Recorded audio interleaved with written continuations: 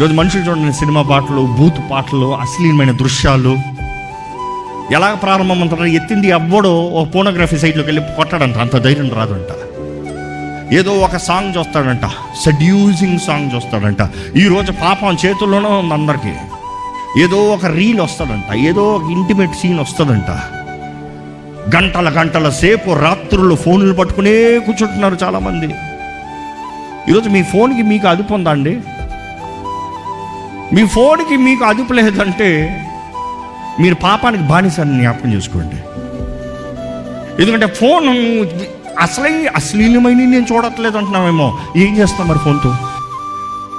దేవుణ్ణి మనుషుల్ని దూరపరిచేది ఈ రోజులో చెప్పాలంటే ఫోనే. ప్రార్థన చేయి, టైం లేదు. పడుకో, ఫోన్ పట్టుకుంటావు, టైం లేదన్నావు. మరి ఇక్కడ మాత్రం ఎక్కడి నుండి టైం వచ్చింది?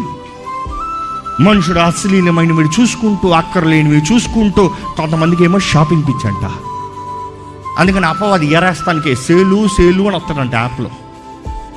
సేలు కాదు, కొను. మీ సర్వే తెలుసో లేదో, నెల మొదటి వచ్చిన అన్ని యాడ్స్ ఎప్పుడు రావంట. అందుకని నెల మొదటే పెడతాడంట. దేవుడికి ఇస్తాం ఏమో, మనుషుడికి కష్టం. యాప్లో కొంటాను, ఎవరో డిస్కౌంట్ వచ్చిందిరా, కక్కుర్తి మొహం. ఎప్పుడు ఉండేది డిస్కౌంట్లో, ఇంకా మళ్ళీ రాదు. ఫ్లాష్ సేల్ అపవాది వేసేది ఫ్లాష్లు. నీకు